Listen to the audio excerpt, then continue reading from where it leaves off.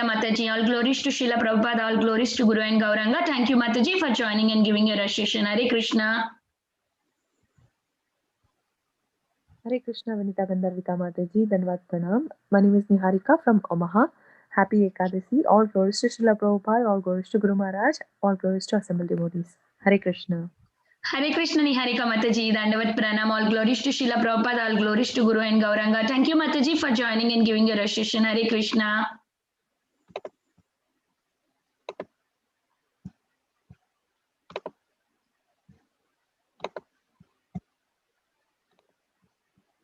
Hare Krishna, is there anybody who would like to introduce themselves?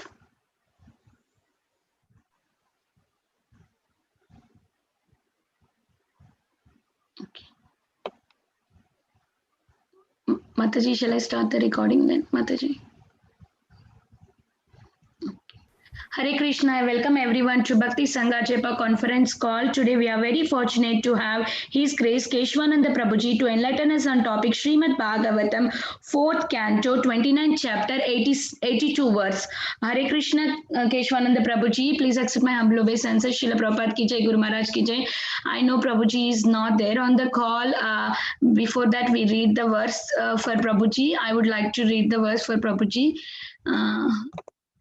Mataji, are you sharing, Mataji? Yes, ma'am. Yes, okay. Reading from Srimad Bhagavatam, 4th canto, 29th chapter, 82 verse. Tara. Oh, it's very small, Mataji. 1 second. I will read from mine only.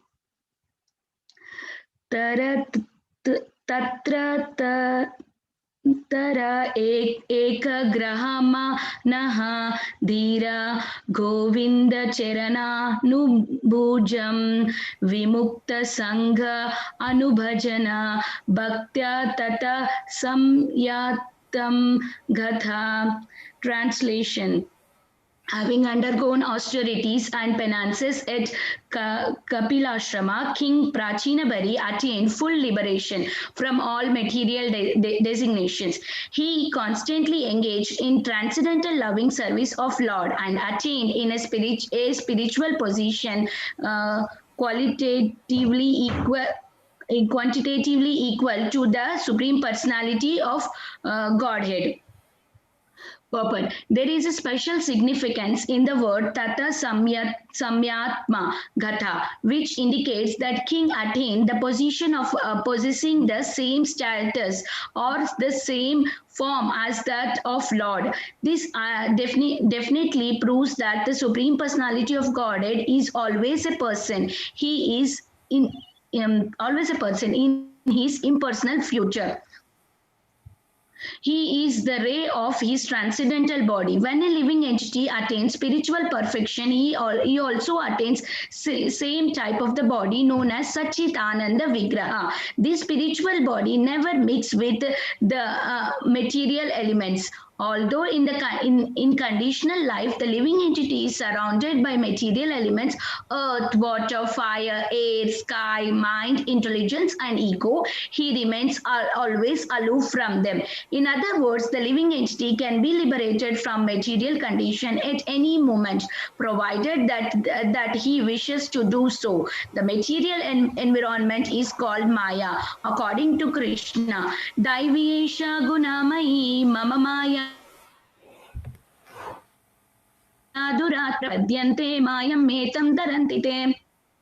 This divine energy of mind, consisting of three modes of material nature, is difficult to overcome, but those who have surrendered onto me can easily cross beyond it. As soon as a living entity engages in transcendental loving service of the Lord, he immediately attains freedom from all material conditions. Saguna samaititani brahma bhutai kalpate. In the material state, the living entity is on the Jiva Bhuta platform, but when he But when he renders devotional service to the Lord, he is elevated to the Brahma Bhuta platform. On the Brahma Bhuta platform, the living entity is liberated from material bondage and he engages in the service of the Lord. In this verse, the word dhira is sometimes read as vira. Actually, there is not very much difference. The word dhira means sober and the vira is hero. One who is struggling against Maya is a hero. One who is sober enough to understand his position is dhira. Without becoming sober or heroic, one cannot attain the spiritual salvation. Rebol. Is Prabhuji there on the call, Mataji? Yeah, Prabhuji is joining. Anybody? Oh, already Prabhuji is there, Mataji. I see. Prabhuji said, okay. Hare Krishna, Keshav, Prabhuji, please accept my humble obeisances. All glories to Srila Prabhupada, all glories to Guru and Gauranga. Thank you so much, Prabhuji, for giving your valuable time and association this morning. Please take over the call, Prabhuji. Hare Krishna. Just a minute. I'll just take over the call.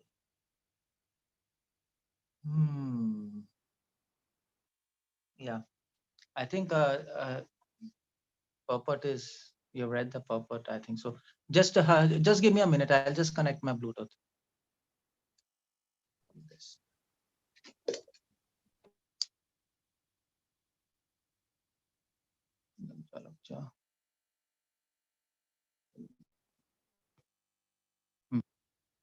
Hare Krishna. Yes, Prabhuji. Hare Krishna. Hare Krishna. Yeah, fine. Now, oh yeah, I was just checking my Bluetooth. Yeah. Okay, fine. I'll just start now. इसको थोड़ा पीछे करना. इसे है नहीं. Okay. ओम अज्ञानातिमिरन्धस्य ज्ञानाञ्जनशलाकया चक्षुरुन्मीलितं येन तस्मै श्रीगुरुवे नमः. नमो विष्णुपदाय कृष्णपृष्ठाय भूतले श्रीमते भक्तिवेदान्त स्वामिनिति नामिने. नमस्ते सारस्वती देवे गौरवाणी प्रचारिण्य विशेषशून्यवादी कष्टाधिष्ठान.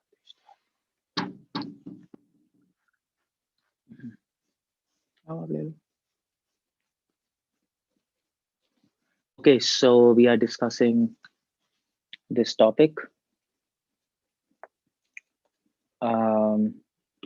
fourth canto, 29th chapter, 82nd verse, and the verse says, Tatraikagra mana thiro govinda charanambujam vimukta sango anubhajan bhaktaya tat samya tam agat. Srila Prabhupada profusely comments on the word tat samya tam agat.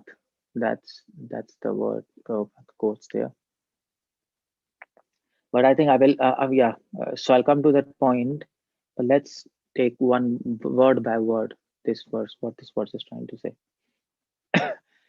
So, yeah, just a minute. Hare Krishna. Just forgot this. Yeah. So fourth canto, 29th chapter, 82nd verse. Okay. So let's go word by word there.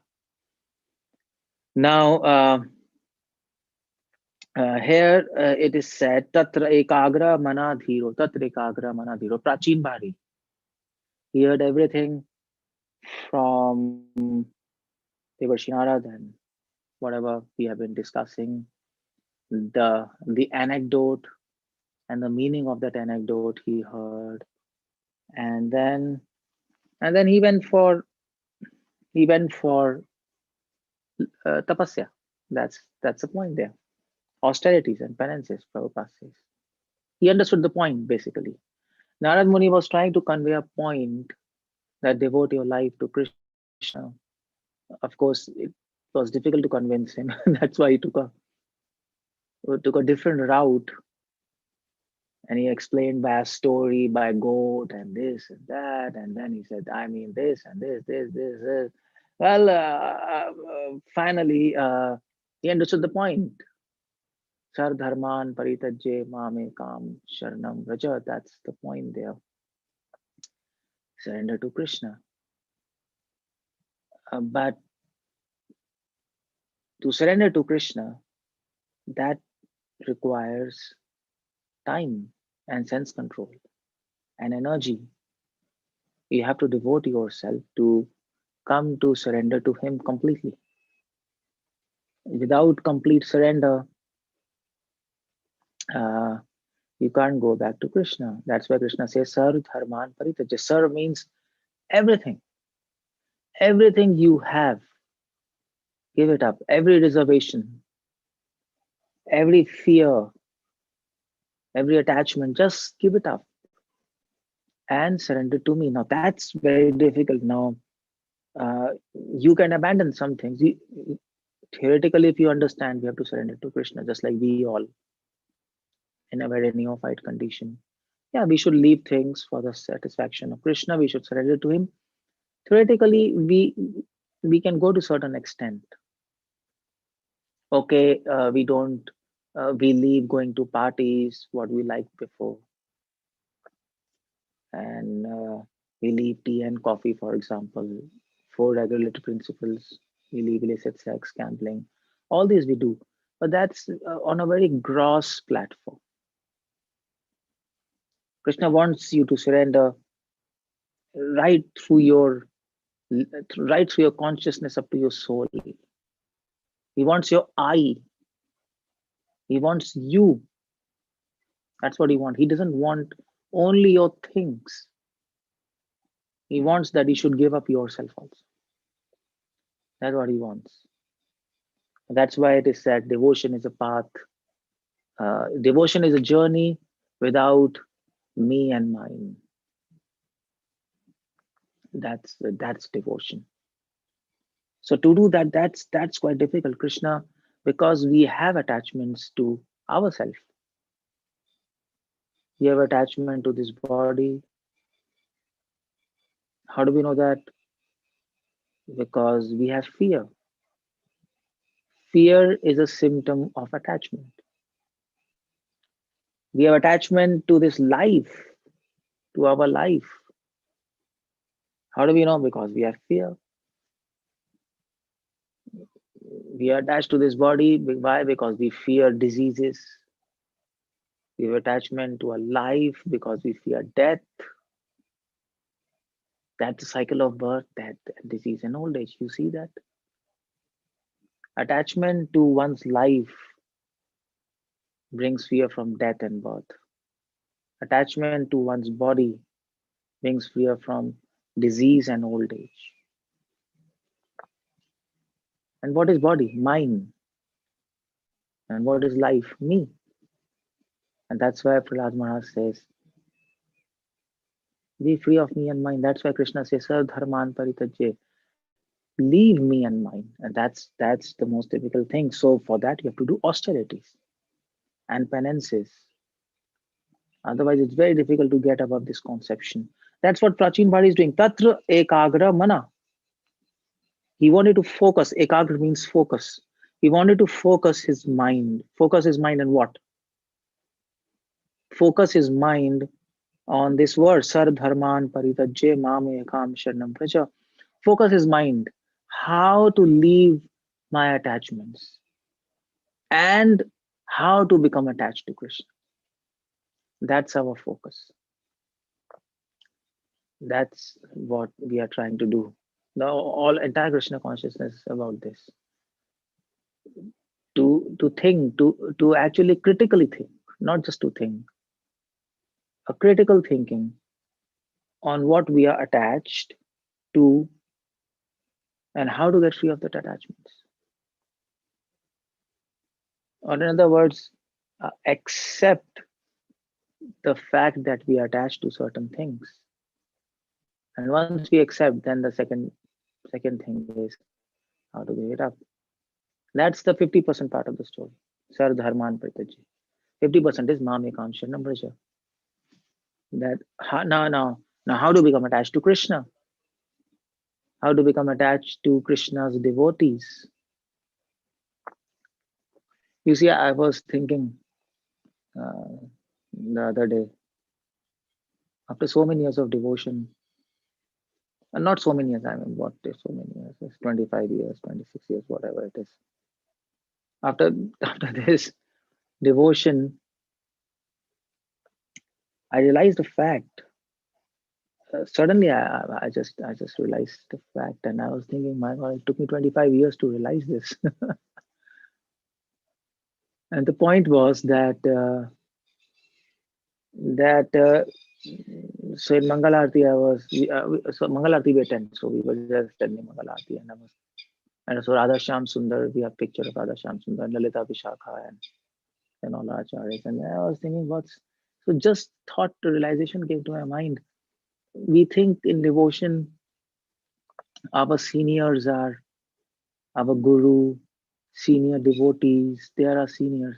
But actually, if you think about it, who is our senior? Who are our seniors? Actually, Lalita, Vishakha, Radha, Rupa Manjari, they are our seniors. Real seniors are they. They are senior devotees, super senior devotees. And I never thought like that. I thought, okay, seniors are our spiritual masters, some senior devotees, and they are gopis. But if we really think about it, they are the super senior devotees whom we have to surrender. To surrender only to Guru, a complete surrender to Guru, that might be a very neophyte platform also. And you might say, my God, what are you saying? That might be a neophyte platform. Because you see, that's what I'm saying, focus. If you tune your microscope, and if you see what is there within complete dedication to Guru, and if you see carefully, critically, you will find that this person who is completely dedicated to Guru, completely submissive to his Guru, he might not be submissive and dedicated to other Vaishnavas. And what's this platform? Neophyte platform. Archayameva Hare. That verse is there, Bhagavatam, Kanishtathikari. Natad Vaishnava, what's that verse? Archayameva Hare. I'm just missing that verse. It's just missing my mind. But a person who actually worships the deities but doesn't worship Vaishnavas, he's a neophyte. Now here he has replaced deities by his Guru. So that person is very, very surrendered to his Guru. He serves his Guru. He tries to fulfill the orders of his Guru, but he doesn't serve the Vaishnavas as he's serving his Guru. The same kind of submissiveness and surrender to Vaishnavas is not there. Why? Because this is my Guru and this is other Vaishnavas. You see the split there? There's a split. This is my Guru, this is their Guru, and this is other Vaishnavas. That is not a higher platform. Higher platform is not like that. Bhagavat Bhavam Atmanaha. He sees everyone as an object of his service. All Vaishnavas, Guru, Krishna. Of course, there are gradations within that bracket. How to serve Guru, how to serve Vaishnavas, how to serve Krishna, that might differ. But a devotee equally wants to serve. He has a servant spirit, and the surrender, the amount of surrender he has to Guru, to Vaishnavas, to Krishna, it's equal. He wants to serve Vaishnavas, he wants to serve Guru. Of course, if there is a conflict between serving Vaishnavas and Guru, then we choose Guru, of course. That's one thing. Otherwise, he wants to make Krishna and his devotees satisfied in all respects. And his devotees includes his Guru and other Vaishnavas. It's like that. So you see, the point I'm bringing is we need and then who are other Vaishnavas?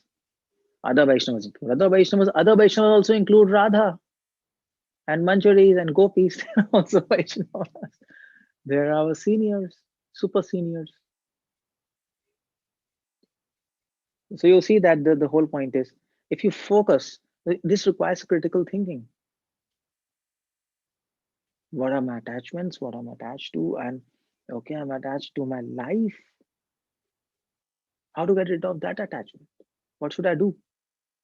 And I should get rid of the attachment to my life. That's the greatest attachment we have. You can leave all your attachments. You can leave, abandon Sardharman Paritajya. You can leave all your attachments. And all those attachments you can keep on one side of a scale. And on the other side of the scale, so if you keep your attachment to your life, this scale will go down. This will be so light. Attachment to life, our life is way beyond our attachments to tea, coffee, illicit sex, gambling. These are small things. Of course, even to leave these small things, it needs great effort. Now, what about that? Now, you see, Tatra Ekagra Manaha. What Prachin Bhari is doing? He's focusing. What is focusing? He's focusing. He's focusing his mind on blank, abstract, like yogis on light. Ekagra, he's focusing mind, okay. Or he's just making his mind empty. Or he's focusing his mind on Ekagra, on the pastimes of Krishna. Yes. But he's also focusing on his mind on the other side. If there is light, there is darkness. There's Krishna, there is Maya. He's also focusing his mind, oh my God, how should I get free of attachments to my life? Bharat Maharaj, he fell down. He only focused on Krishna, but he forgot to focus on Maya. And Maya caught him unaware. Maya caught him unaware. He didn't even realize he was becoming attached to deer. And he fell down. Later, when he realized, well, the game is over, you lost. So both things. Apashyat Purnam Purusham Mayam Tadapashrayam, Bhagavatam says, when Vyasadeva saw Krishna, Purna Purusham, Mayam Tadapashrayam, he also saw Maya in behind Purna Purush. He saw Maya behind Purna Purush, Krishna, under shelter of him. He didn't only see Krishna. That's perfection, by the way. Ekagramana, complete focus, perfect focus. Perfection means to know what is wrong, what is right. That's perfection. If you only know right and don't know wrong, then you're not perfect. If you only know wrong and if you don't know right, you're not perfect. To absolutely distinguish, this is right, this is wrong. That's a perfect person. You see, Prabhupada says in one of his small book, and that's very interesting. Prabhupada defines perfection. Prabhupada says, perfection also includes imperfection. Prabhupada writes, if you really think about it, you will understand what Prabhupada is saying. Perfection also includes imperfection. Why? Because if Krishna is perfect, he should have everything. He's Purna, he's complete, so he should have perfection and imperfection both. The spiritual world is perfect and the material world is imperfect. That is perfection. If there is light, there should be darkness. That is perfect. So this material world is full of imperfection. It is Asat, Achit, Niranand. Spiritual world is Sat, Chit, Anand. That is light, this is darkness. Now the system is perfect.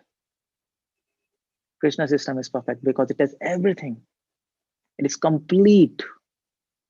And that's the focus of a devotee. Tat Rekagra Manaha. That's what Prachin Bhari is doing. Prachin Bhari is not a sahijya.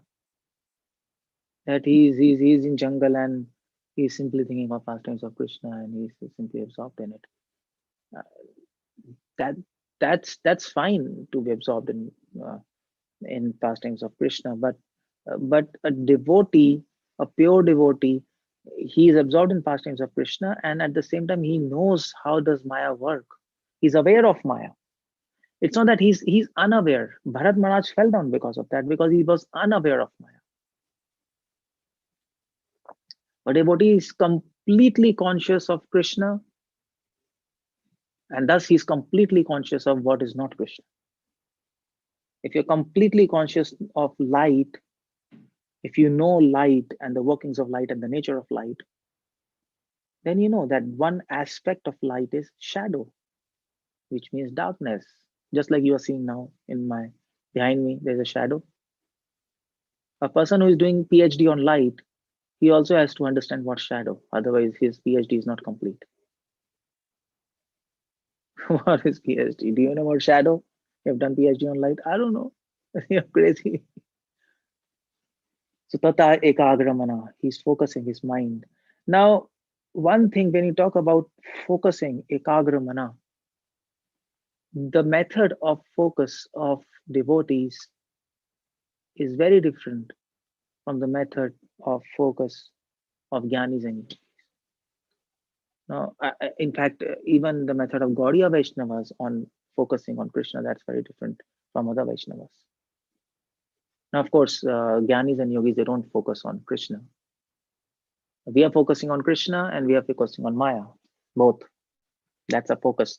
But a focus on Krishna is in a very different style for Gaudiya Vaishnavas. For other Vaishnavas, they want to focus, okay, how to focus on Krishna? Close your eyes and remember his pastimes and chant his names. That's their focus. Mahaprabhu taught us a different technique. He said, don't do like that. That focus will not be ekagra. It will not be so deep. It can be ekagra, but it's not in real sense ekagra. It will not be deep. The style of Gaudiya Vaishnavas, which Prabhupada says, love and separation. Prabhupada says, you culture your separation from Krishna. And that separation from Krishna will bring more focus on Krishna rather than directly meditating on Krishna. This might seem contradictory, but it's like that. You see, for example, you see nowadays when you take photograph on your camera, on your phone via camera, nowadays there is people like to take pictures by spotting the person and making the background blur. That's people generally do like that. Those kind of pictures are quite famous nowadays. Now, I think these pictures are called block pictures or something. I forgot the name. You focus the person or the object, and rest everything you make it blur. I think yeah, you all might be knowing that. So directly meditating on Krishna's pastime is like that. You focus on Krishna, everything is blur. Everything else is blur. But that's not a method. Our method is just the reverse. You don't focus on the object. And then the object becomes more clear. It becomes more clear. In the sense, you start seeing the object everywhere. For gopis, for other Vaishnavas, they like to meditate on pastimes of Krishna. That's okay. But for gopis, they like to, they say, well, they feel separation from Krishna. And when they start feeling separation from Krishna, they start seeing Krishna everywhere. So either you focus on the object and blur the background, or you don't focus on the object and then you start seeing the object in all the background. That's our system of ekagramana. Through separation, our mind becomes focused on Krishna. That's what Prabhupada says. That's a method of worship. That's a technique. That's what Mahaprabhu is teaching us. your focus will become millions of times stronger in separation.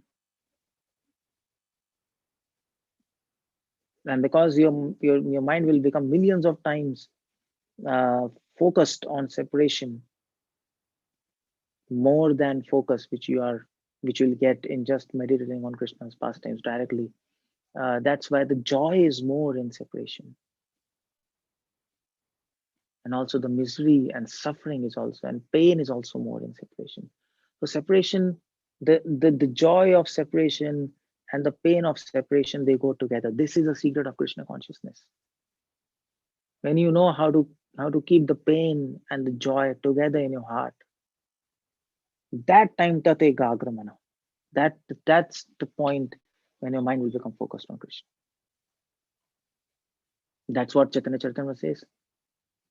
Bahir was that Bahir Jwala Antare Amrita Tarang. Externally it will be like Jwala, it will be like fire. Internally it will be like cold nectar, joy. And that is Krishna consciousness. That is what Mahaprabhu gave. This is the consciousness of a person who is conscious of Krishna. This is a level. And that brings complete focus, ekagramana on Krishna. That's what Prachin Bhari has gone to do there. He's not a yogi, he's not a jnani, he's a devotee. It comes, Govinda Charanam Bhujam, it's there. He knows that. And what happens? Tat ekagramana, when his mind is fixed on Krishna, dhiro, he becomes dhira. Dhira means Prabhupada writes in the purport. Dhira means sober, and Veera means hero. When he's struggling against Maya is hero. When he's sober enough to understand his position is dhira. That's the point. In this word, the word dhira is read as Veera. Prabhupada says either you can take dhira or you can take Veera. So it's both dhira, Veera. Prabhupada Goswami often uses his word Veera in his books Tavamala. Often. In his poems, he says, hey Veer, hey Veer, hey Veer, oh my hero. That's dhira also, the same thing. One is sober in the face of obstacles and illusion. That's the word dhira. He becomes dhira. Because he's not just focusing on Krishna, he's focusing on Maya as well. So when the enemy attacks, when the Maya attacks, he is not caught unaware. He knows what are the tricks of Maya and he can save himself. That's all. The problem is, you see, we are shooting from here. Tick, tick, tick, tick, tick, tick, tick, tick, tick, tick, tick. And there's an enemy illusion. And they're shooting. But we forget that bullets are going to come from the other side also. It's not that the other side is just keeping quiet. The attack is to come from other side also. But when the attack comes, and if you're prepared, and if you know who is the enemy, how powerful is the enemy, what are the tricks, how do they attack, then you become dhira. You don't become bewildered in that situation. That's dhira. So Prachin Bhari is dhira. He became dhira. And how he became dhira? Govinda Charanam Bhujam. On what he's meditating? Govinda Charanam Bhujam. He's meditating on the lotus feet of Krishna. Now, why lotus feet? Why not lips? Why not eyes? Why not he's dancing with Radha? That's a great topic. I mean, this Prachin Bhari, he's gone to that ashrama, Kapila ashrama, where it's just forest. At that time, Kapila ashrama means in the middle of the forest. There's nothing. So what he could have easily, let's meditate on dancing of Krishna, lips of Krishna, 10th canto. Oh, no, he's not doing that. He's meditating on Govinda Charanam Bhujam. Charan here means service. Service. His mind is focused on service of Krishna. Feet the two lotus feet of Krishna are always representative of service. That's what first two cantos are. As Sukadeva Goswami explains there. Sukadeva Goswami says, I think in 11th canto, he says, one should first meditate on the lotus feet of Krishna and gradually go up, then his thighs, then waist, then chest, then neck, then his beautiful face. So what does that mean, meditating on the lotus feet of Krishna? That means service. Lakshmi stays on the chest of Vishnu, but she leaves the chest and goes to the lotus feet. What does that mean? Why is she staying on the chest of Vishnu? That means that she knows the heart of Vishnu. She knows the desires of Vishnu. That's why she's on the chest. That's the meaning there. She's near the heart. In the heart there are desires. She's aware of every desire of Vishnu. And then she leaves the chest and goes to the feet. What that means, what that signifies, that now she wants to fulfill those desires by herself. That's the meaning of staying on the chest and going to the feet. So that's what he's doing. Govinda Charanam Bhujam Tat Ekagram Mana. Prachin Bhari is focusing on how to surrender to Krishna. What are the desires of Krishna? He's focusing. And what are my desires? What are his desires? The desires which come in conflict with his desires, I should abandon them. Dhira. Only a hero can abandon desires which you like the most, the desire to live, because it's in direct conflict with devotion, with fulfilling desires of Krishna. To fulfill desires of Krishna, you might have to lose your life and risk your life. So you have to leave the desire to live. That's dhira. And once Prachin, once a devotee understands these are the desires of Krishna by his focus, these are not Maya's desires, these are not my desires, these are Krishna desires. Other desires, okay, leave it. These are desires of Krishna. Now what to do? Now I know what are the desires of Krishna. I know what to do. Govinda Charanamujam. Now let me fulfill those desires. That is service. Service means fulfilling the desires of Krishna. That's one of the definitions of service. Fulfilling his desires.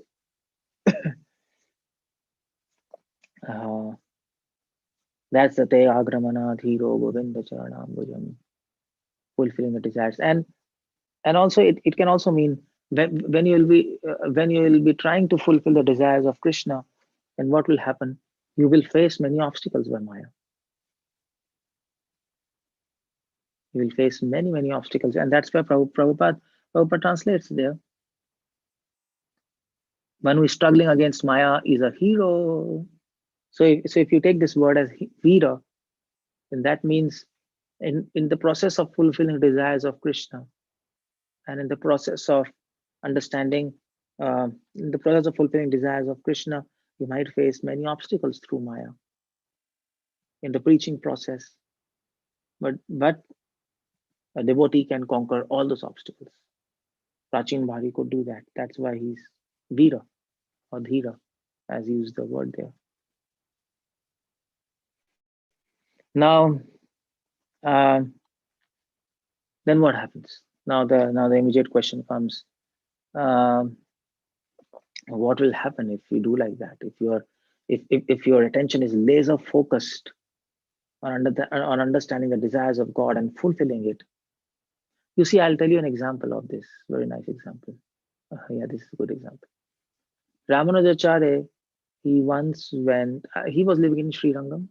His base was there, and later he shifted to Mysore because of problems of Shaiva king there. He had to run away.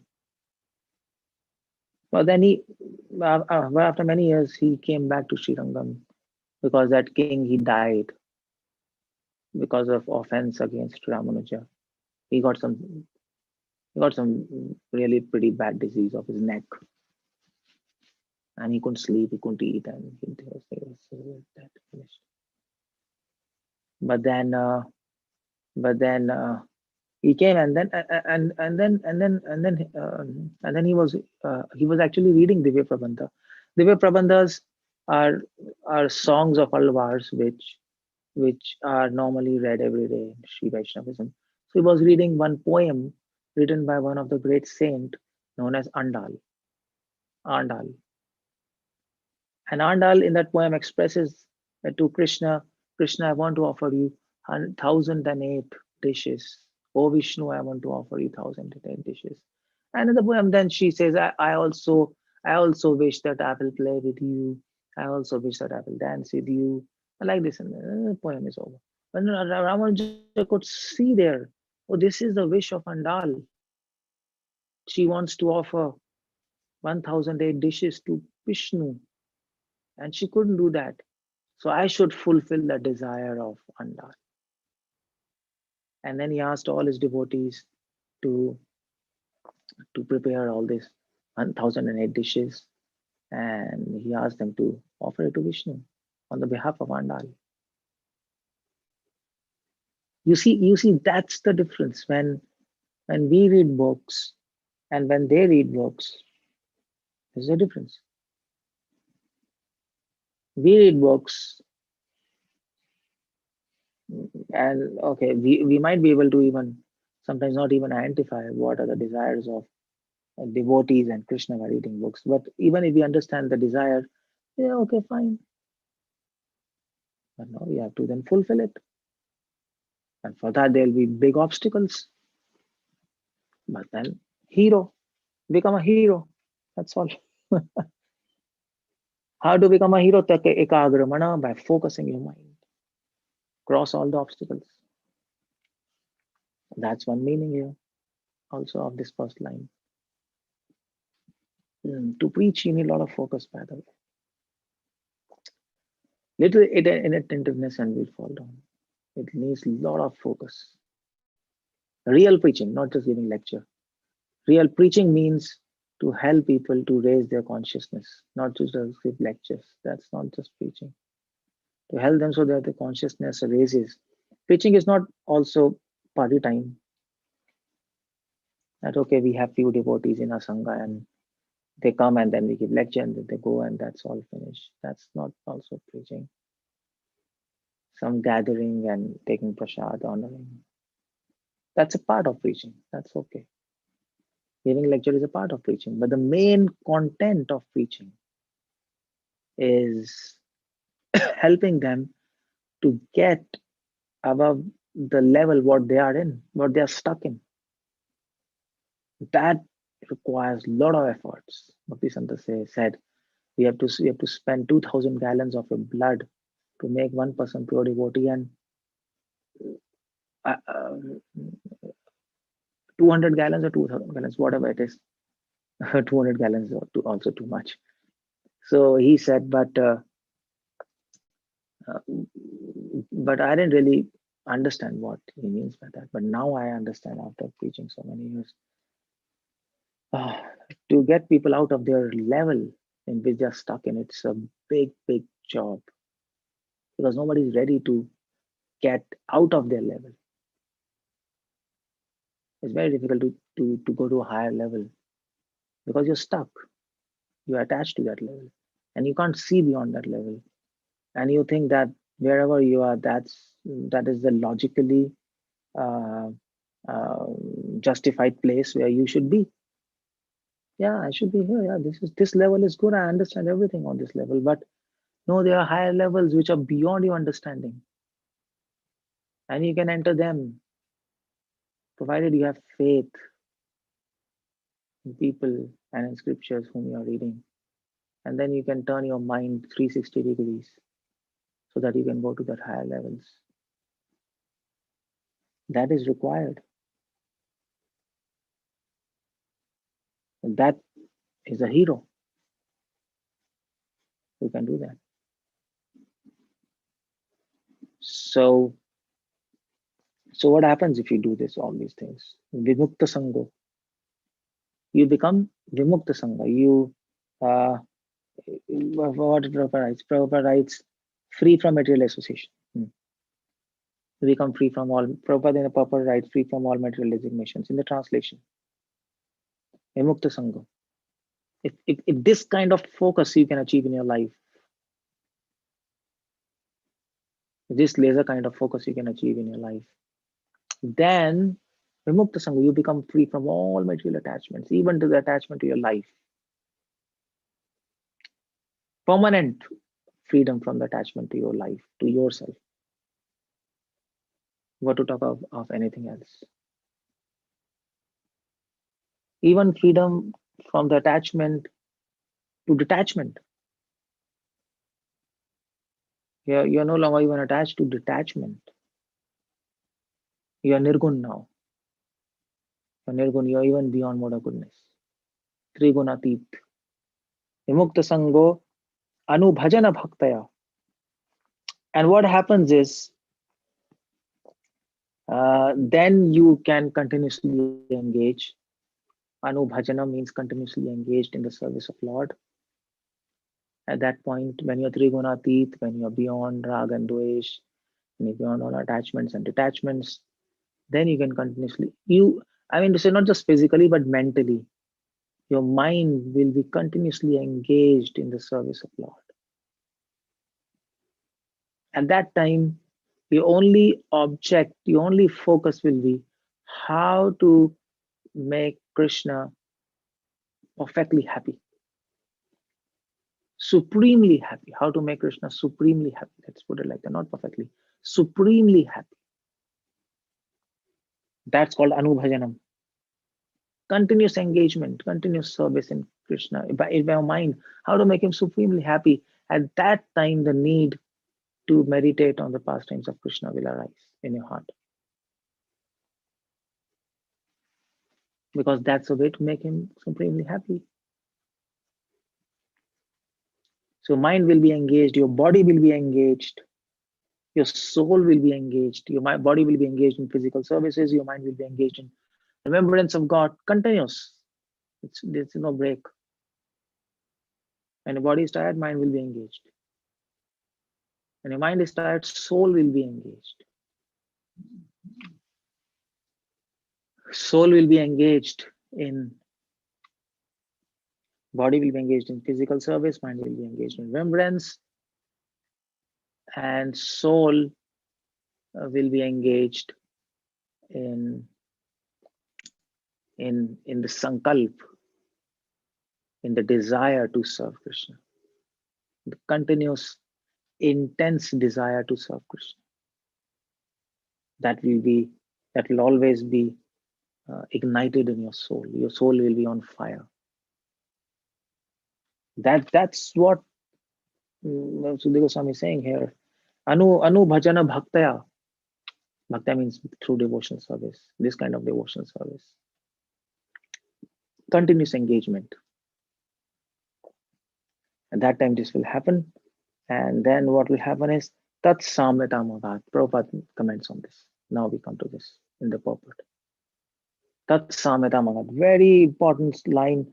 It says, then you will attain qualitative equality with God. That's possible because in quality we are same as God. In quantity we are different. And then you will realize your full potential of soul will be expressed. You will become as pure as Krishna. In quality, not in quantity. And Prabhupada comments on this. That Prabhupada takes a different angle. Prabhupada says, because the devotee becomes in quality, in same with God, that means God is person. Because you are person. It's a beautiful beautiful vision there. Because the whole point is Tat Samyata Magad. Mayavadis can translate this as then you become equal with God. In a sense, you'll become God. They will like to translate it. So Prabhupada brings this point so that no confusion is there. That samyatam. Samyatam means qualitative equality. Samyatam also means you can simply say equality. You will become equal to God. So what do you mean by becoming equal to God? There are no two gods.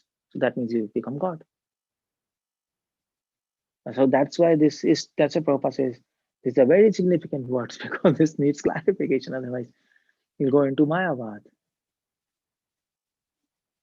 So qualitative equality. That's why Prabhupada makes it sure to translate it as qualitative equality. That's Samitam Agat.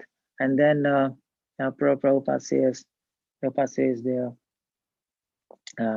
although in conditioned life, the living entity surrounded by material elements, he remains aloof from them. Aloof from them. So he becomes Jivan Mukta. Even in this body, he's become detached from the body. Now, actually, the next line Prabhupada says is very important. In other words, living entity can be liberated from the material condition at any moment, provided he wishes to do so. Very beautiful line, very important. Provided the devotee wishes to do so. If you want to become liberated, if you want to give all your attachments to your life, you want to become fully attached to knowing the desires of Krishna and fulfilling the desires by service, there is one way. You should wish to do so. Prabhupada says, simple. You should wish to do so. In Bible it is said, seek and you shall find. Ask and it shall be given. Knock and the door shall be opened. It's a beautiful saying by Christ. Seek and you shall find. If you want something, search it with your full heart and you will find it. If you ask something with complete heart means sincerely, I want that and I don't want anything other than that. That's sincerity. I want that. That's not sincere. I want that and I don't want anything besides that. That's sincerity. I want Krishna. I don't want anything besides Krishna. That's sincerity. I want Krishna. That's not sincere. Because then you might want some other things also. So ask and it shall be given. And knock, the door shall be open. That means if you pray, your prayers will not be unheard if they are sincere. And that's the same thing. The whole idea is Christ is saying desire is Krishna consciousness. If you desire to get liberated, you will get liberated. But the whole point is, now you might say, Prabhuji, I desire to become Krishna conscious. I desire to please Krishna. But still, I'm not becoming Krishna conscious 100%. What's happening? No, you don't desire completely. You desire Krishna and you desire to become pure, but you don't desire Krishna and you don't desire anything else besides Krishna. You don't desire Krishna, but you desire some things besides Krishna. The whole point is our desire is not strong. We do actions by which we show Krishna. We don't desire Krishna. Although in heart we might be saying, Krishna, we want you, but then Krishna says, well, you are doing such and such things by which it's proven that you don't need me. That's called a sense gratification. Simple words. So when Krishna is convinced that we desire him and nothing else, over a period of time, okay, this person wants me, but doesn't want anything else. I'm convinced of this fact. Then you get liberated. Prabhupada is saying that can be liberated from material contaminations at any moment, provided he wishes to do so. But that wish to do so, that 100% wish to do so, that needs time and practice. It comes with practice and patience. For that, Tateka Agramana Dhiro Govinda Charanam Bhojam. For that, that's a technique. First line. First line is a technique. And then a life is successful. That's all. So this is what this verse is all about. So it's a beautiful verse. I never realized this, but it's a very nice verse there. Anyway, Hare Krishna, Srila Prabhupada ki jai. Any questions, anything? We have time, so I think we can take some questions that later.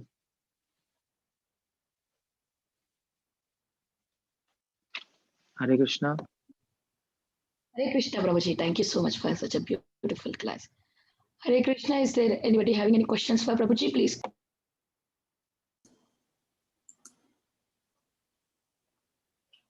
Hare Krishna, Keshav and Prabhu. Thank you, Prabhu, for Hare detailed Krishna. explaining the verse and very focused on the verse.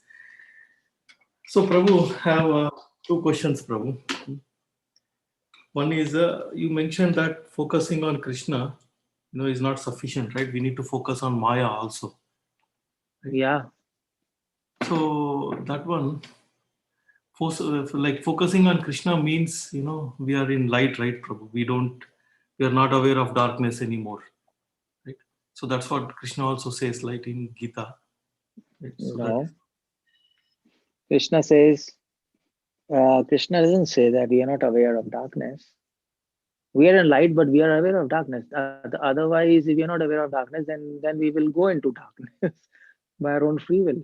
We should know where is the border, and I should not cross that border. You see practically, you see practically now in Krishna consciousness. We are absorbed in Krishna consciousness, but we know in our mind we should not drink. We should not do illicit sex. We know, we are aware. But if we are not aware of this fact, okay, who cares for that? And that's Krishna. Then one day we'll fall into that. That is Sahijya. So we are doing the same thing now. But being aware of Maya, that's one part of our mind. Another part of mind is Krishna. And that's called pure devotion. That's called Vivek, discrimination power, which is there with pure devotees always. And that's why you see Yamunacharya saying, whenever I think of lust, I spit on it. He's aware of that. That's why he's spitting. I know that is nonsense. And I spit on that. So devotees are aware of all these things. And by the same time, their attraction is towards light and their disgust is towards darkness.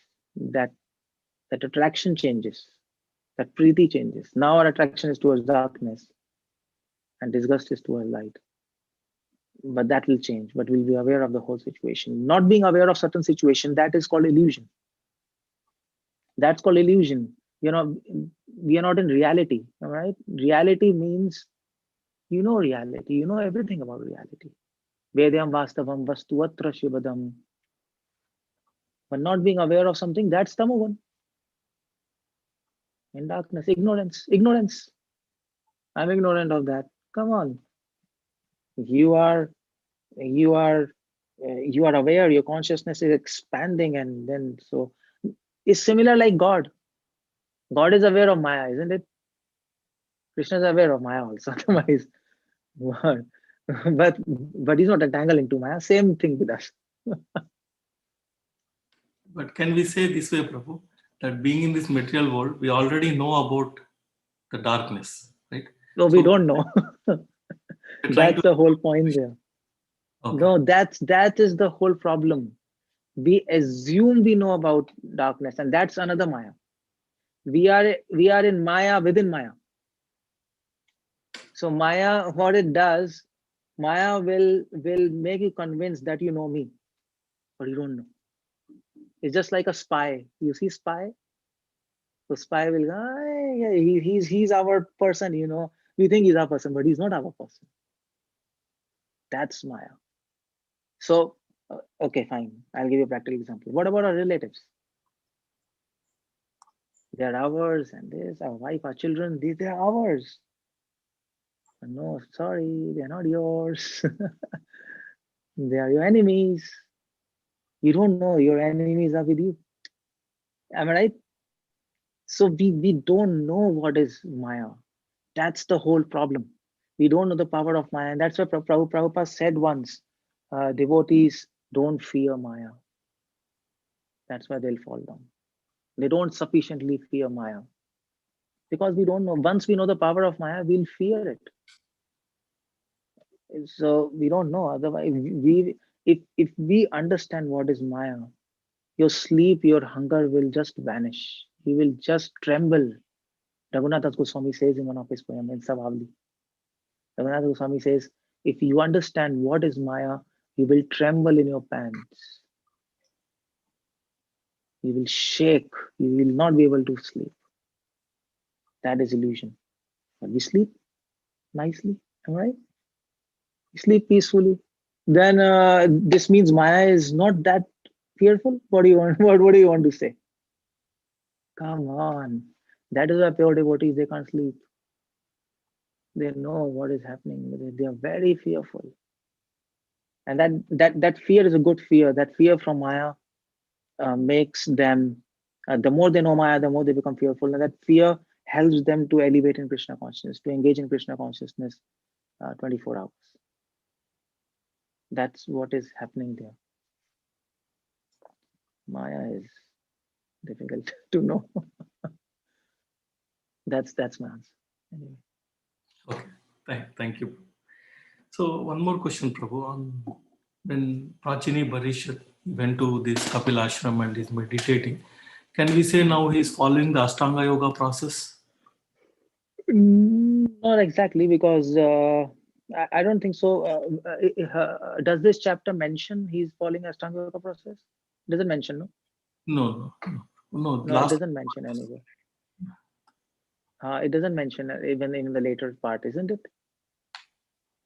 Because he went to the ashram, the forest, right? Yeah, And but I don't think so. He was practicing Ashtanga Yoga. Most probably, if he was following something, he might have been following Sankhya Yoga, because he went to Kapil ashram. So Kapil Muni, he is like expert in Sankhya, and these people, they are like so almost like Devahuti. She was a student of Sankhya, being student of Kapila, and she was not doing Ashtanga Yoga. We know that. So most probably, if he was practicing something, he was practicing Sankhya, but theistic Sankhya system. It actually ends into devotional service, like that. So he was probably not practicing Ashtanga Yoga. okay. He was not. Prabhuji, one thing I always have a doubt here, like meditating on the lotus feet, like you mentioned, he's meditating on the service of the Lord, right? So how to practically understand, Prabhu? Like we are like we may think we are meditating, but that is all mental meditation, right? We are not doing physical service, or this mental service is more. No. Meditating on service of Lord means meditating how to fulfill the desires of Krishna. That's called service. Anukulena Krishna Anushilanam. So how to fulfill the desires of Krishna? That is Anushilanam. That Anu word in that line, that indicates desire. That indicates desire, because so I mean, to classically we say pure devotion is Anukulena Krishna Anushilanam. So we say Anu means following the parampara. I know we say like that, following the footsteps of devotees he serves. So what that means? Following parampara means understanding the desire of parampara. And then so Anu technically also means desire, because Anu means small. Either Anu means small, or Anu can also mean subtle, because it's so small and subtle that you can't see it by these naked eyes. So you can't see the desire of a person just by seeing him. You need to really know him to the core of a heart, and his desires is there in the heart, hidden. So he fulfilled the desires of Krishna. That is service. That is pure devotion. So that is what lotus feet signifies. Serving, fulfilling the desires of Krishna. That's what Lakshmi is doing. Lakshmi on the heart, she understands the desires of Vishnu, and then she goes to lotus feet. That signifies now she wants to fulfill those desires. That's the whole point. Now to fulfill the desires of Krishna, that you have to plan, you have to, I mean, so it's a real preaching thing, or maybe whatever, practical you have to do. That's the meaning. Yeah. Like for for example, this Varnashrama thing. This is a desire of Prabhupada. We read in Prabhupada books. So now we are trying to fulfill it. And there's so many problems, but still we are trying to do it. That's service. No, there I understand the practical aspect, Prabhu, right? You're fulfilling the desire means you're practically doing something. Now here we see he's meditating, right? He's not doing any, there's no service aspect. Aja, he is standing. No. I understand your point. He is in Kapil Ashram and now what to do? But I'll tell you one thing. You see the point. He's in ashrama, by the way. Ashrama doesn't mean forest. Ashrama means he is with devotees. He's living with devotees there. He didn't retire like Bharat Maharaj. Bharat Maharaj didn't go to ashrama. He went to forest. It clearly said there. But he was like intelligent enough to go to ashram, and there are many devotees. It's like a temple atmosphere. So he's doing the same thing what you and I are doing. He's thinking, okay, what's the desire? He might be cooking for Krishna. He's not standing and closing eyes. We are assuming. Am I right? Yes, Prabhu, yes. That's an assumption. He was practicing there and he was cooking, he was blooming, and he was doing all those practical things. And then he got elevated and he got perfection in life. That's what he was doing there. And that's a usual system. That's why it's particularly mentioned he went to Kapil Ashram. Yeah. Putting that in context makes the understanding clear. Yeah. Thank you very much. Yeah. Hare Krishna, Prabhu. Hare Krishna, Hare.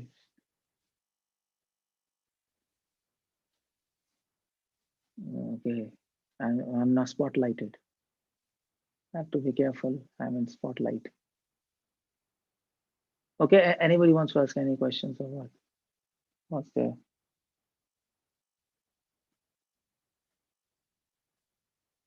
Anybody else's mind? Hare Krishna, Prabhuji. Hare Krishna. Guru Maharaj ki jai. Prabhuji, you said to feel, to remember Krishna in separation is the secret. So how to remember Krishna in separation in this practical life? Practical life, okay, fine. See, you see the point. Prabhupada once said, there is no question of separation without attachment. So as devotees, we have some attachment to Krishna, you and we all. Little, not much, but little. So we have attachment. Now,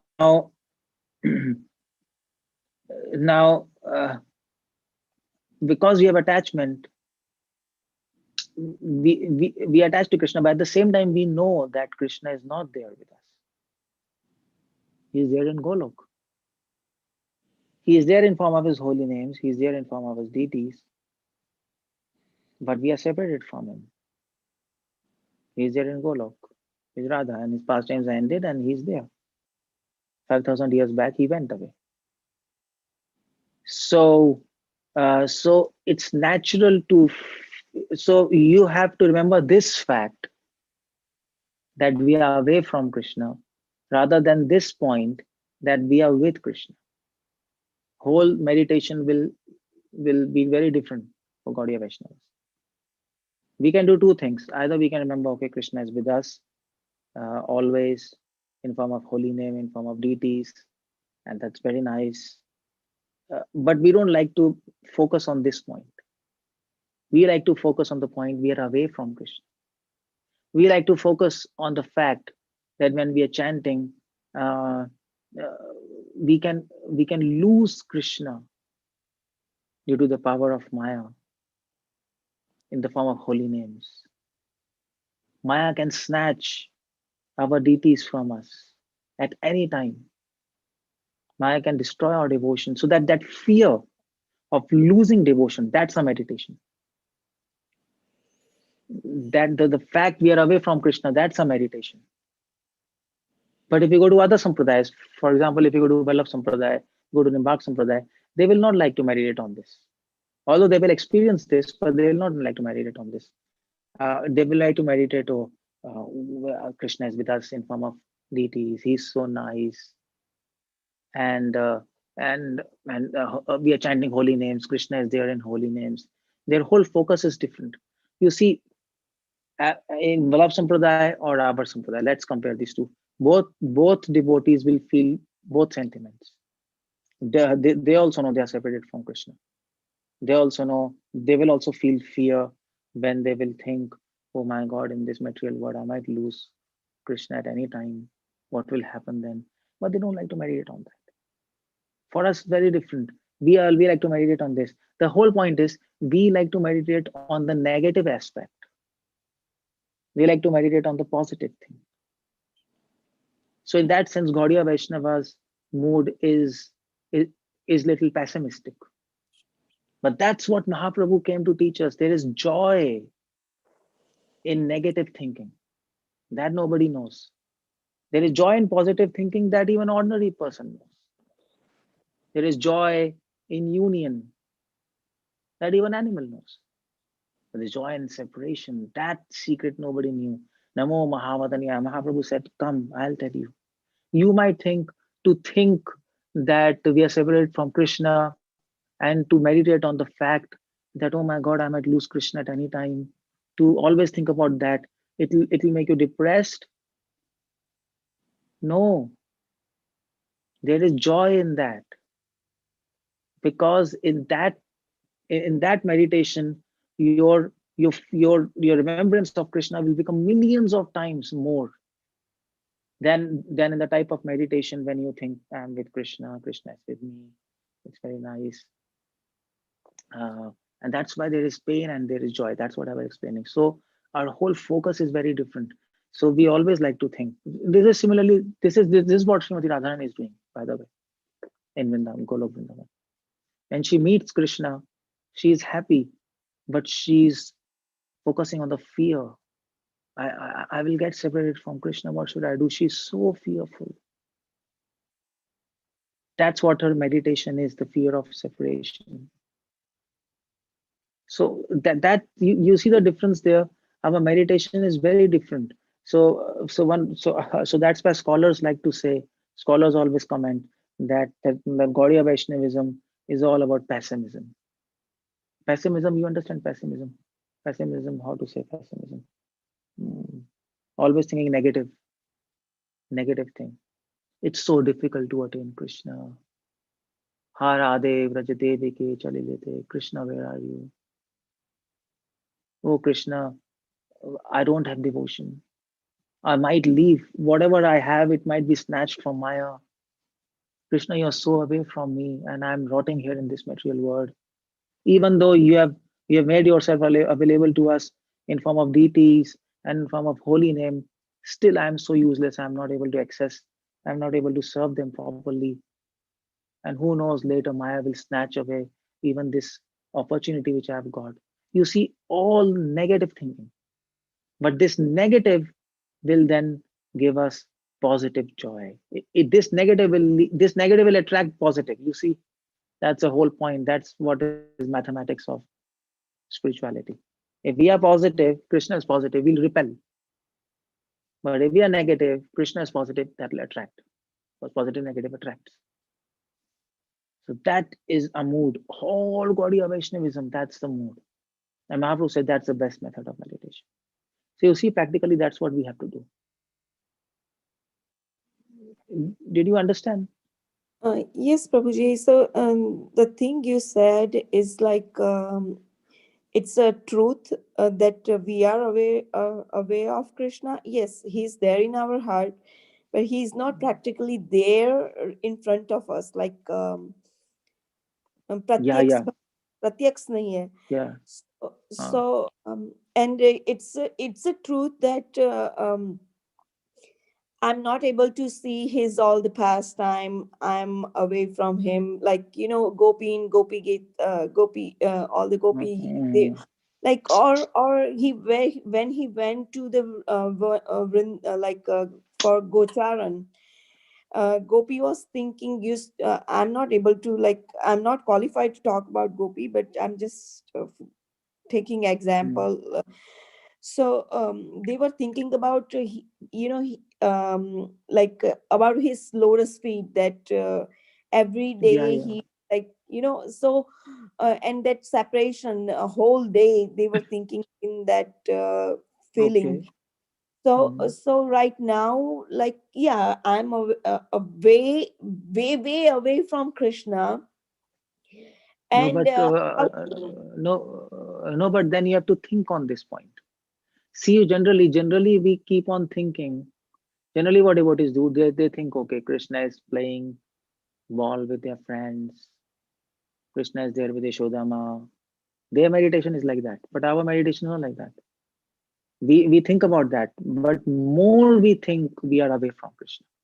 Devotees do not think this. Devotees do not think, like to think that, oh my God, my devotion will get destroyed any time. They will like to think, oh, it's so nice, I'm advancing in devotion. You see, the matter of focus, yeah, what we are thinking.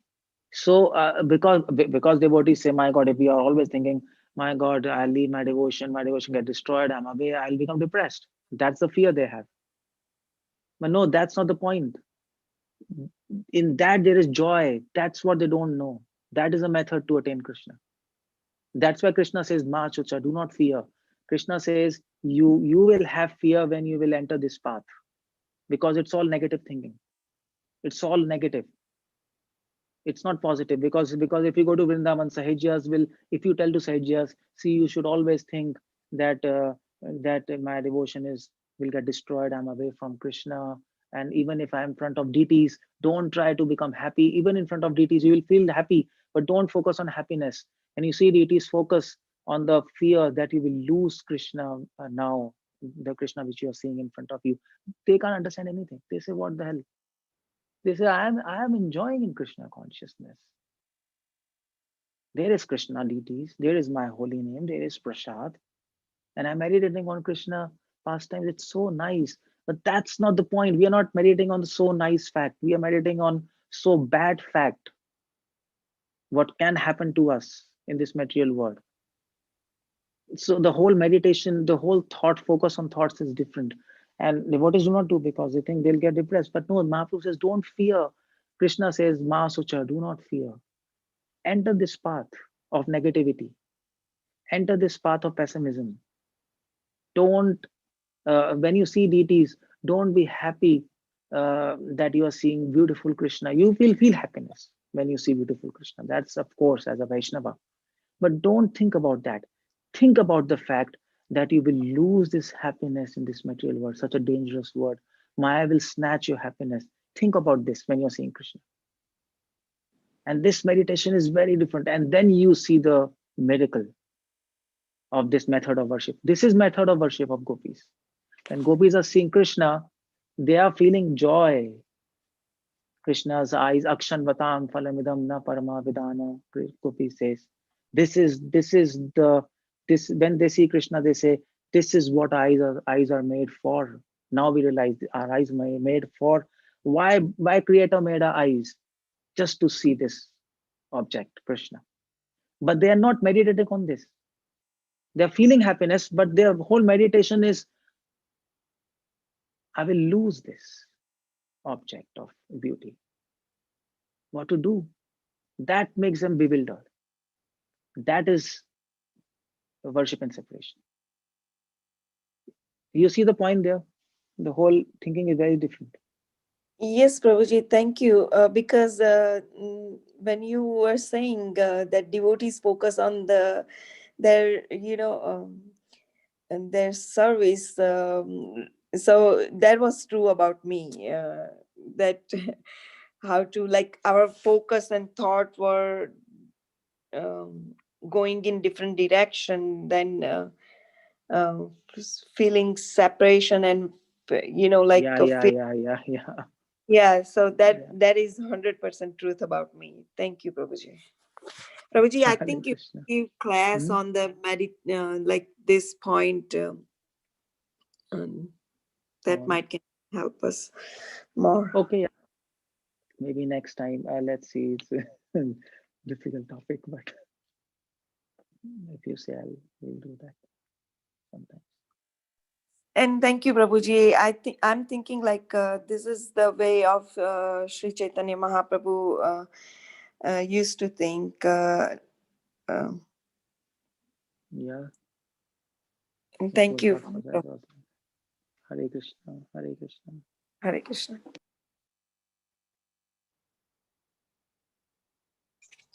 Hare Krishna, Prabhuji, Danvat Pranams. Hare Krishna. Prabhuji, I just wanted one clarification. I was a little confused with this. You said that we have to look up to the higher, devotees like, the gopis and manjaris. And so we also know in Gaudiya Vaishnavism that, we always follow this principle of das anudas, so many times removed. So I was not understanding it properly. Can you please clarify this for me? Oh, well, actually, you see, I think I understood your question. I don't know whether I understood or not, but the answer will clarify whether this question is answered or not. Well, the whole point is gopis. They are super senior devotees. That's the whole point there. Super senior Vaishnavas. You see the point. It's a family. That's Krishna consciousness. Krishna is a leader, king. Radha is a queen. And then there is a family. And then there are superior most attendants, Lalita Vishakha. And below Lalita, there are Manjaris, Rupa Manjari is ahead. And below them, then there is Parampara. And then we are there. So we have to view entire Parampara till Krishna as one family. Otherwise we'll land up in problem if we split there. So what I was saying that, well, generally devotees, they don't think like that.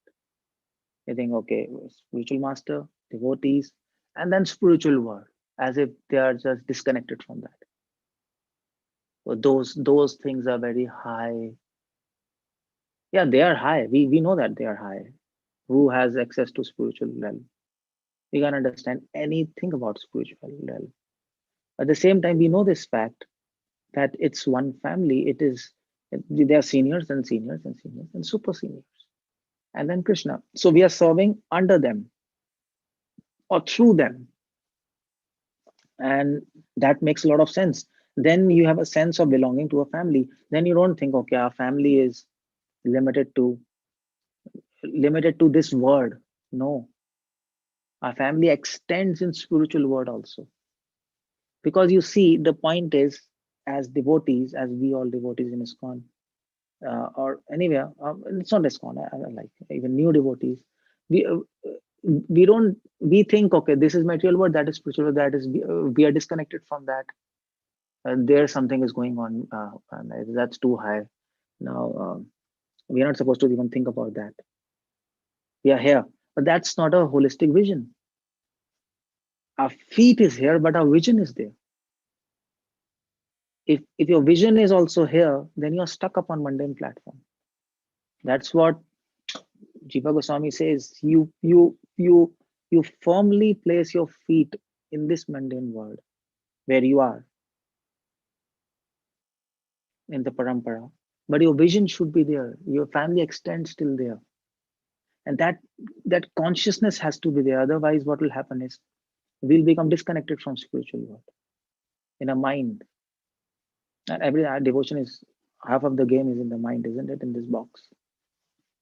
So that's what I was trying to say. We generally don't think like that.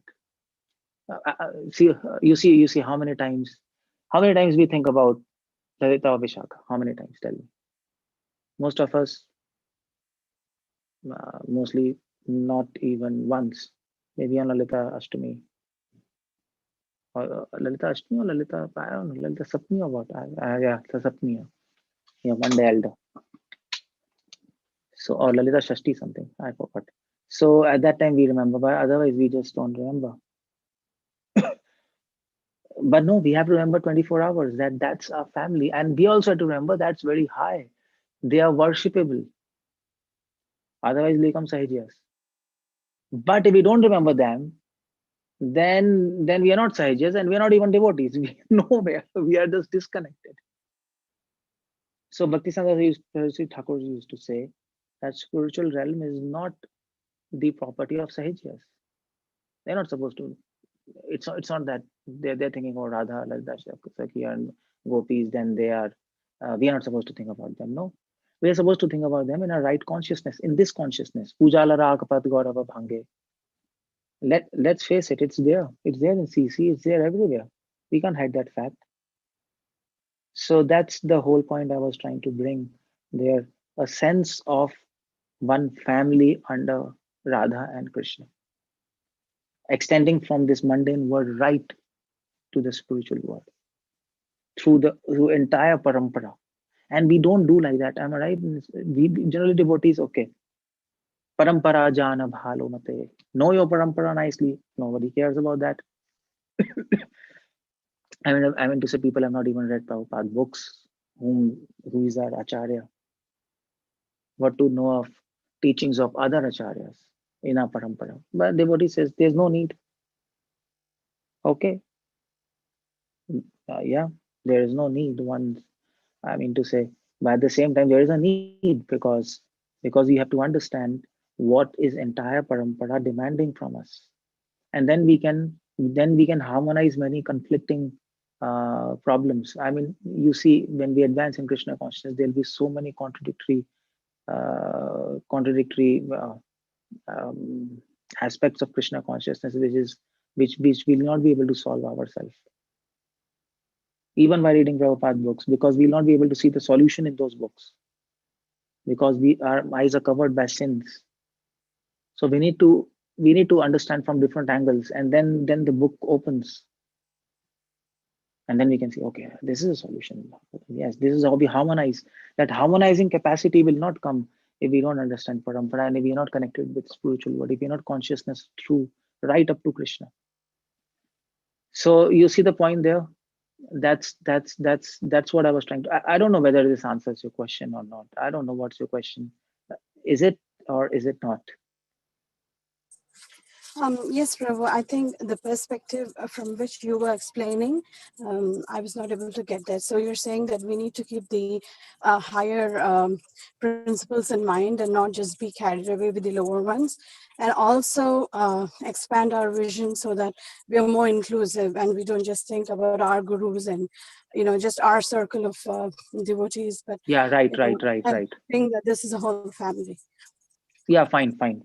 Yeah. That's what it is.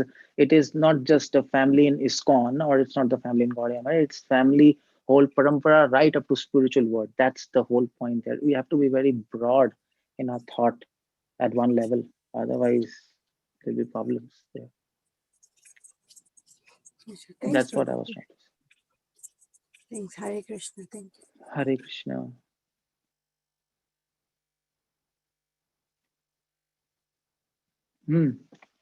So everybody's. Yeah, thank you very much, Prabhuji. Very, very beautiful class. Okay. Yeah. Okay, Hare Krishna then. Hare Krishna. I think nobody's there now. Yeah. We can end here? Yeah, we can end, Prabhuji. Let's pay our obeisances to Prabhuji and all the Vaishnavas. Vancha kalpatarubhya to pass into Devachi. Patitanam pavanebhyo Vaishnavebhyo. Hare Krishna, Srila Prabhupada ki jai. Hare Krishna, Prabhuji, Dandavat Pranam. Hare Krishna. Hare Krishna, Prabhuji, Dandavat Pranam. Thank you. Hare Krishna. Thank you, Prabhuji. Hare Krishna, Hare Krishna. Thank you, Prabhuji. Hare Krishna. You also hit it to the wall one day. Thank you, Prabhuji. Hare Krishna. So we will continue our Brajamandal Parikrama today. So I just want to speak a little bit about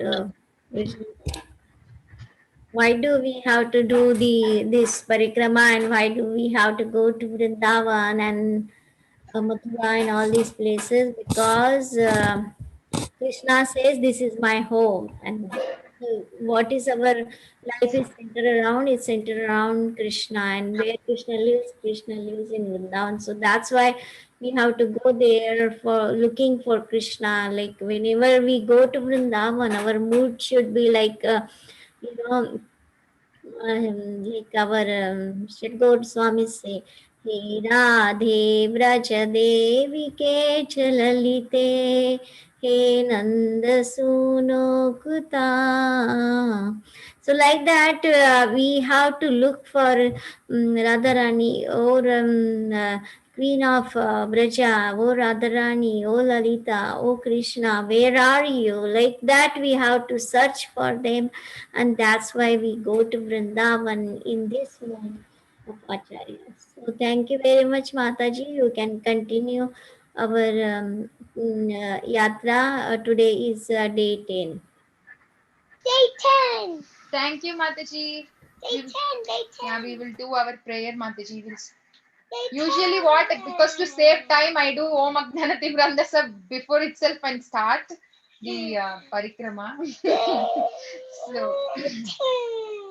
But we will... And do little prayer, Mataji. Yes, Mataji. So, today we are going from Dig to Badrinath. So Badrinath, we all know how it's a very holy place.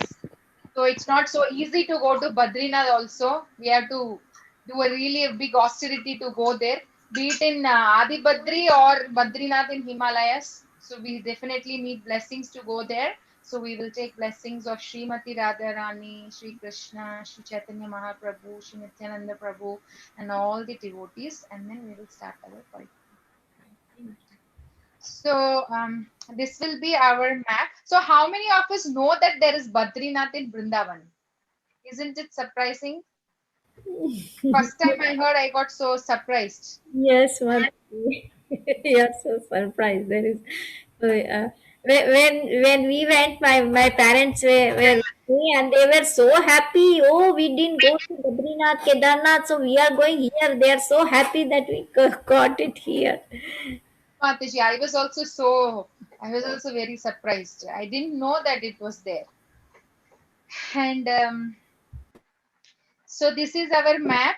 This is the dig that we stopped yesterday, Rajasthan. From there, we'll go to Didavali, Sankarshan Kund, then Tankoli, Koha. But about this Tankoli and Sankarshan Kund, there is no mention in the book also.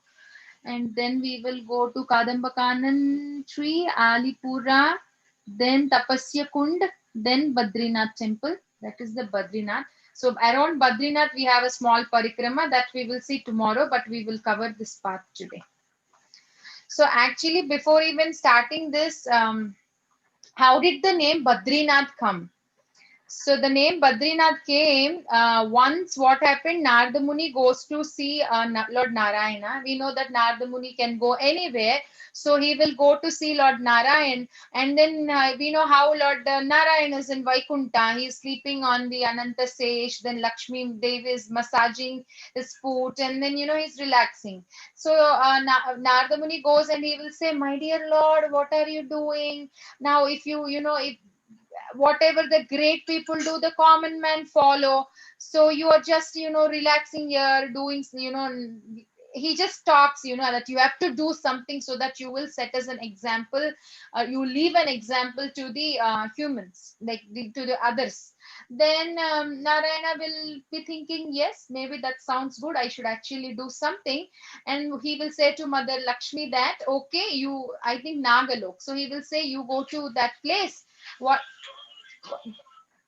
So he will say, go to that place and I will go do an austerity. So what will he do? He will be looking for a place to do austerity, and he will come to this place of now what is called as Badrinath. He will come to this place, but by the time he comes, there was already Lord Shiva and Mother Parvati doing their their meditation there.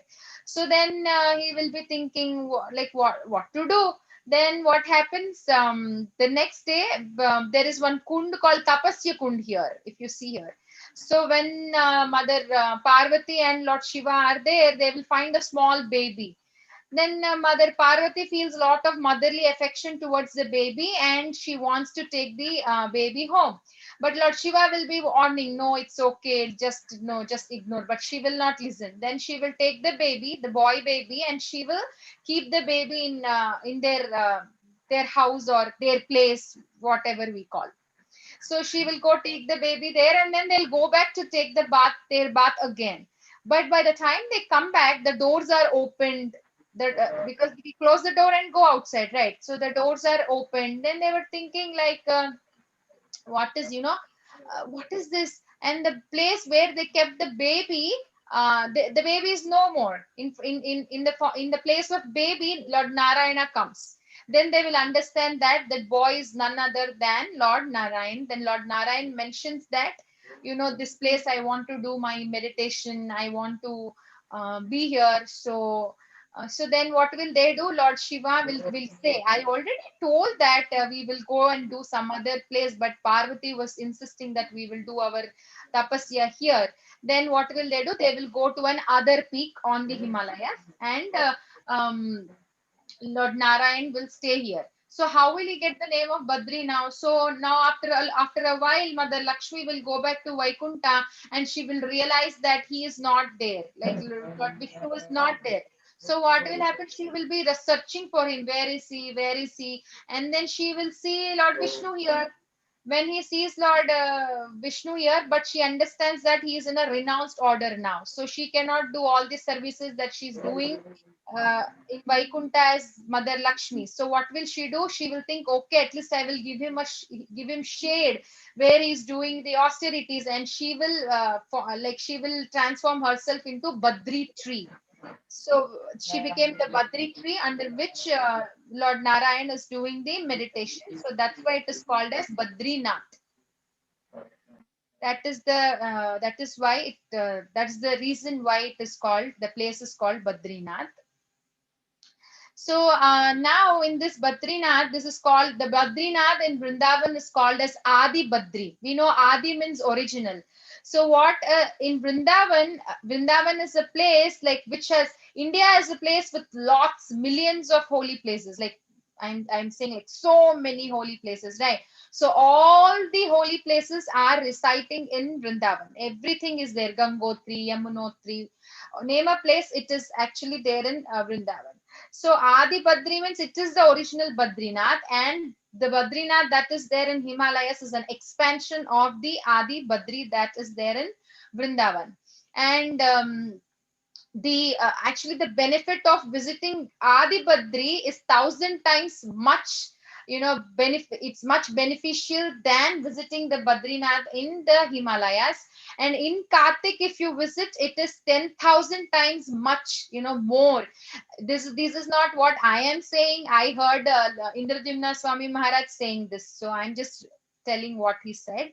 So he said 10,000 times more is the benefit of visiting Badrinath during the time of Kartik. So now let's see how, before even we take the Parikrama Marg, we will see that, okay, I think actually at least we will start. Okay, so as we go to Badrinath, this is the first village we are touching, Didavali. So what is Didavali? Didavali means it is Krishna's paternal grandmother's place. So we know Krishna's father is Nanda Maharaj, and Nanda Maharaj's father is Parjanya. So this is the village of Parjanya, and the wife of Parjanya's name is Variyasi.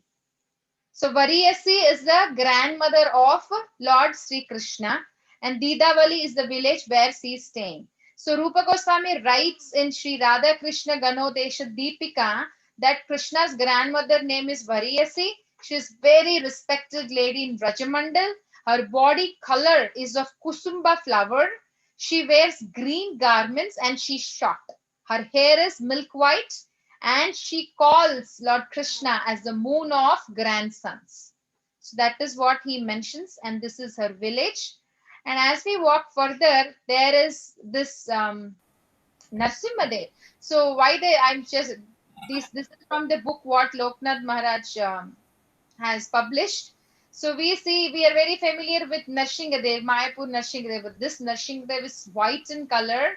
And there is Narsinghadev because we know that he will remove all the obstacles in the path of bhakti. So we definitely have a lot of, austerities and obstacles if we have to go to Badrinath, because the place is rocky, the way is not smooth, you will get tired, you will get slipped, so many things, right? So that's why Narsimhadev is here, is so merciful, so that he will remove the obstacles on our parikrama mark, and we can safely reach Badrinath. So that's why Narsimhadev is here. So we will take his blessings.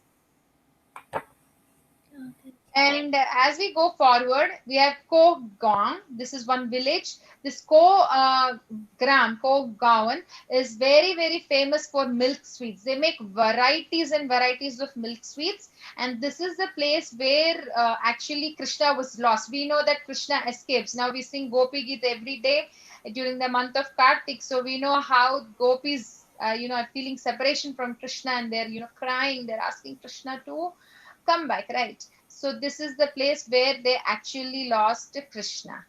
Yeah, in Hindi, like lost means they say kho gaya. Krishna kho gaya, so that's why it kho gaon. Yes. So as we go, we will be seeing the peaks, little bit glimpses of Adi Badri, and so see, this is the path.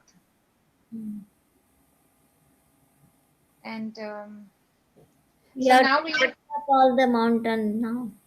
Yes, ma'am. Yeah, I heard there is a path in road now. Yes, we have to walk through this, Mataji. Yes, Mataji. So then comes the Kadamba Kanan tree. So this is the tree, and actually we know how the gopis are crying. So it's a little bit extension of that. We know gopis are crying, then they sing that beautiful song, right? It's one of my favorite tune. Bhakti Charu Maharaj sings. So when they were singing that, what happens? So Krishna appears here under this Kadamba Kanan tree, and then they will do their Rasa Leela. It's mentioned in Srimad Bhagavatam also, right, Mataji, that Krishna performs with the tribal community. Yes. I forgot to attach the shloka, but yeah, Krishna does the Rasa Leela here under the Kadamba Kanan tree. So we know that Rasa Leela is so pure, such a pure thing that we cannot even utter, or at least I. But so then we can imagine how pure this place is. So on the way past a village called Alipura. So it is, if we touch Alipur, that means it's just our destination to Badrinath is just only 1 more kilometer. So now, as we said, we are getting close to Badrinath. What happens is, like, who is staying in Badrinath? We said Narayan is staying. But we know that Nara and Narayana, they both are the fourth incarnation, which is mentioned in Srimad Bhagavatam. And the Nara Narayana incarnation of the Supreme Personality of Godhead, they are residing in this Badrinath. And it's in Bhagavatam, it is described like their appearance. If they say that one is white and one is black, their eyes are like lotus eye, then they wear a black deer skin, they have 4 hands, they hold a bamboo shaft, they have lotus seed. With the lotus seed, they have a prayer bead, then they carry bundles of darba grass, they have the water pot. Everything is described like how they look like. So this is Nara and Narayana residing in Badrinath. And then what happens? We know Nara and Narayana are doing austerities in Badrinath. Then Lord Indra, he always is very cautious. He always feels insecure that somebody might conquer the heavenly planets, right? So he will think that, oh, now like Nara and Narayana are performing severe tapasya here at Badrinath. So he will send Cupid and his associates so that they will distract Nara and Narayana. But is that possible? That is not possible, right? Who can distract Narayana? So he will not get distracted at all. And in fact, Narayana will create more and more damsels who are looking more beautiful than the heavenly denizens, and nobody was so beautiful as the apsaras that Narayana has created more. And he will ask in return the Cupid associates, take one of them to your heavenly planets. Then they will pick Urvasi, and Urvasi came from the thigh of Narayana. So that is one thing that to be discussed, like how they were doing austerities and Indra felt so insecure about that. Then Badrinath has in Badrinath, if you see there, like Uddhav, after Uddhav Geet, it's mentioned in Srimad Bhagavatam also. Here I kept the shloka, like I pasted the purport translation. The Supreme Personality of Godhead said, "My dear Uddhav, take my order and go to my ashram called Badrika. Purify yourself by both touching and also bathing in the holy waters there, which have emanated from my lotus feet. Rid yourself of all sinful reactions with the sight of the sacred Alakananda river. Dress yourself in bark and eat whatever is naturally available in the forest, the destination of the three modes of nature, and finally come back to me." So Uddhav actually went to this place after Krishna instructed so. And that's why in the Badri Vishal temple, if you see, even in Adi Badri, there is a deity of Uddhav also. We'll have so many like Uddhav, Narada Muni, I don't remember, I think Mother Lakshmi. Yeah, yes. Yeah, so they are all there in the form of deity, like deity form also they are showing there. And then we know this Vyasadev, we know the Madhvacharya's pastime, where Madhvacharya writes, he writes the commentary and he wants to show to Vyasadev who is there in the Badrikashram. It's very difficult. Actually, I am remembering little bit that Madhvacharya actually goes, one of his assistant also wants to follow him, and Madhvacharya will be going so fast that the assistant cannot, cope up with how Madhvacharya is going. In fact, Madhvacharya is, warning him, no, it will be difficult. You cannot come all the way to Vyasadev. You have to stop back here at Badri Vishal. Better you stay here, because Badri Vishal is the lower place. And if you have to go to Vyasadev, like you have to climb so much. It's not possible for humanly personalities. Then Madhvacharya will say, but he was not listening. He was saying, I'll come. Then he said, okay, come. Then he was not able to catch up the speed of Madhvacharya. And then Madhvacharya will look back and he will just, just do like this. And just doing like that, what will happen? That disciple of Madhvacharya will directly will be transformed to that to Badri Vishal space. So it just one blow, he will go back down, and Madhvacharya will continue his path, and he will go see Vyasadev, and he will show all the writings that he have done, and he will say, he will seek his blessings. So Vyasadev is also reciting in Badrinath. He is still there even now. Yeah. And this is the Badri Vishal temple in the Himalayas. So the speciality here is the temple is closed for 6 months because of the severe snow and the weather conditions. The temple is closed, but before closing, what will they do? They will lit one diya and they will close the door. After the 6 months also, still the diya is lighting. The diya is still there. So it is said that the 6 months it is closed for humans, and the 6 months, other 6 months is open for the demigods. So the demigods come here and they worship. Yeah, gods, they do aarti, and also the devotees here, what they do, they keep all the ingredients, like dry ingredients for making bhoga, and when they open the temple after 6 months, they will see all the bhoga is gone, because the demigods, they take the ingredients and they make bhoga and they offer it to the Lord. So like that it goes, and they do aarti and everything, all the worship is done by demigods. So Mataji will stop here, and this is the last one. Yeah. So okay, or else Mataji, maybe we can see this tomorrow, no problem. Yeah. So that is about Badrinath. Tomorrow we will see Krishna's conversation, how he took all the Vrajavasis to Vrindavan's Adi Badri. That's an interesting and a jovial pastime. So we will discuss that tomorrow, and we will do Badrinath Parikrama tomorrow. We'll end it here. Thank you all so much. Any corrections or any additions, please feel Yes. free to add. Thank you.